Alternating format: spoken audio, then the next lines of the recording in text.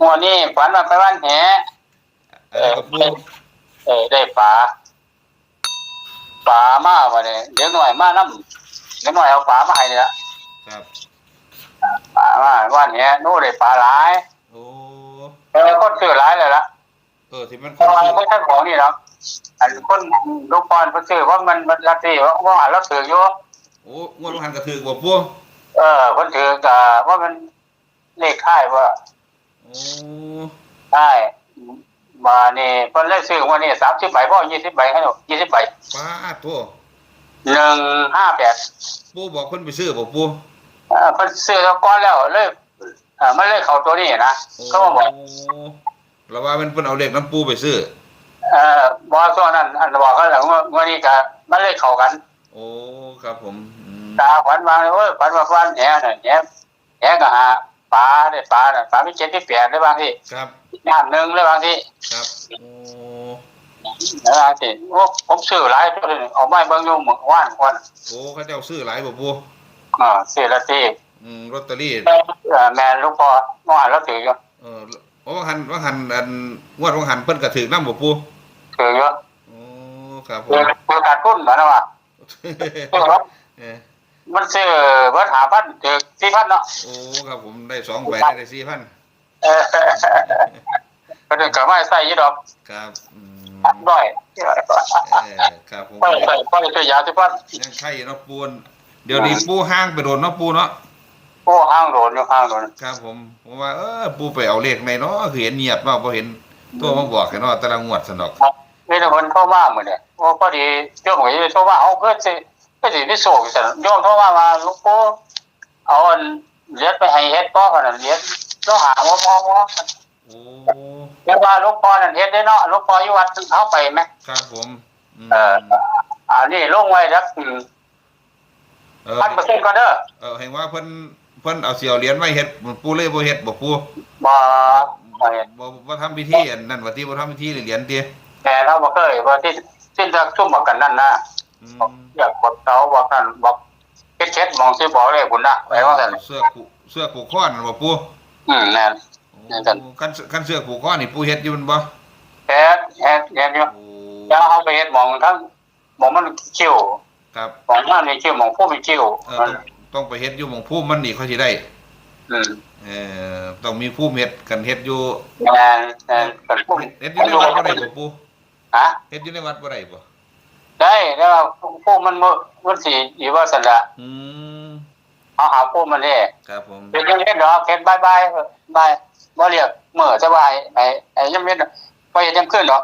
ไปยากไม่ยากครับผมยามมื้อแลงนี่แหละบ่ติปู่บ่าย2 3 โมงที่มอฮ้อนจังซี่นะเฮ็ดครับผมเครื่องเฮ็ดอยู่พุ่นละอันเฮาเอาไปมองทางโค้งเฮาตะกี้นั่นโอ้ออกคักเนาะโน่นนี่ครับผมพุ่นแล้วคั่นบ้านพงแค่เนาะครับแม่นๆบ้านพงแค่เลยตอนนั้นบ้านพงแค่มองกันนั่นออกกับเรียนรถผู้ใดก็รถพ่อใหญ่นั่นตัวน้องจังยินจำได้รถบัสลงแต่ว่าเดี๋ยวนี้เขาเฮ็ดนั่นไปบ่ได้แล้วพูดเดี๋ยวนี้ต้องหาหมักไม้แล้ว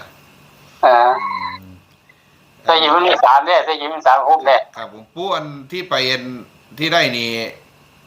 พุ่มเพิ่นมาบอกว่าที่ปู่พุ่มมาบอกกับไปบ้านแหนี่ล่ะโอ้ฝันว่าไปบ้านแหไปบ้านแหได้ปลาครับปลาโอ้หลาเต็มคลองหมดละโอ้โตเต็มคลองหมดละเต็มเขามีเล็กน้อยล่ะพายมาให้เล็กน้อยพายของให้แม่นพายของว่าแต่ว่าปลานี่เต็มของที่ปู่แม่นได้เก็บออกจากในแหเลยบ่ปู่ปลานี่แม่นเก็บออกในแหเลยโอ้เก็บใส่ของนี่หน่อยเก็บซอยพอเป็นผู้ว่าจังซี่นะ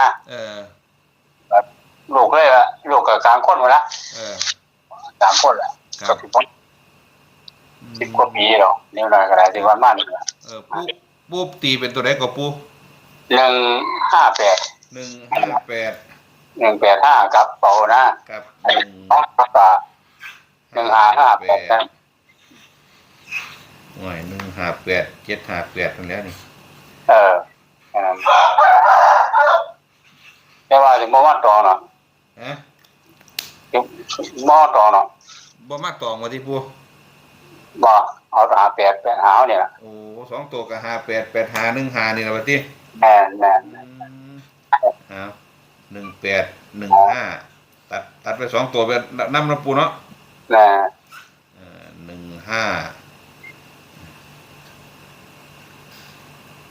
15 18แล้วก็78แค่นั้นแหละ ครับเพราะว่า เอามันตัวใดอันตัวหาแปดไว้บนแล้วที158ไว้บนแล้วที ครับโอ้ เอา 158ตัว หาแปดไว้ล่างเด้อ ปู แปดหาไว้ล่าง โอ้58อยู่ล่าง แค่นั้น51ไว้ล่าง 58หา1กัน 158ไว้บน โอ้3ตัว แม่น 3ตัวอยู่บนกันลงล่างนำซั่นบ่ปู แม่น ครับผม มันตัวเดียวกันล่ะให้เพิ่นเอานั่นน่ะเฮาเอาตัวหาแปดไว้ ครับ แค่นั้นครับหา1 ครับผม เอาบนไว้158ครับครับขนาดละ อัน แต่ไม่จับเลยเอา 3ตัวนี้ปูเน้นบน งาน158บน158ไว้บน 10,000% ครับผม158เอาไว้บนปูเนาะ เออ แต่ว่าวงกลมดีวงกลมตัวใดก็ปู 158 2ตัวได้ปู 2ตัว85 85เอาผมเขียน58กลับกันนะ 58 ถ้ามันมัก75ก็เอา75ไว้ล่างนำได้ก็ได้ โอ้เกต5ก็เอาไว้ แน่แค่นั้นน่ะต่อมีเก็บเด้ โอ้ครับผมเอาเป็นอันว่าวงไว้วัตถุตัววงไว้วัตถุตัวแล้วปู จ้ะตกมัน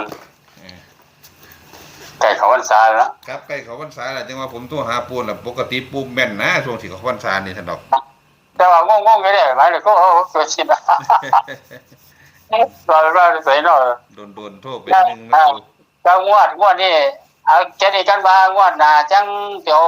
บอกไปเอาเงินมาสิไปเฮ็ดน้ำนกพอนั่นเนาะ ครับผม เดี๋ยวสิโทรบอกเราประเทศเลยล่ะ ครับ ก็หาเตารีด โอ้ ฮอดนั่นเด้มันบ่เฮ็ดได้ฮอดตีนน่ะ100 กว่าบาทพุ่นเด้ โอ้ครับผมที่ ได้ยินนี่ล่ะ ที่เฮ็ดนี่ว่าที่ปู เนี่ยบ่เลิกบ่เฮ็ดครับ ปีเดียวมันเป็นซ้ายเป็นขวานะ ครับผม ต้องห่วยว่ามันน้อยก็ประเมินล่ะ เป็นตีนเลยนะ ครับ เป็นเหล็กเด้ปากดขึ้นพอไม่เคยเห็นเหมือนกันเอามาคอเบิ่งเอาคือเหล็กนี่ ครับ หลายปีแล้วให้รถมา ครับผมแต่ว่าตัวเน้นๆคือ158นะปูเนาะ แม่น ครับผม2ตัวตัดไว้กับมี58มีเกณฑ์5บ่ปู5เก็ดบ่คือ15 15 18 78นะปูเนาะ แม่นแค่นี้ล่ะ ครับผมFC บอกว่า ครับ ไปฟังก่อน ของ แต่ว่าเอาแค่นี้ล่ะบ่ได้งวดหน้าจังเอา ครับ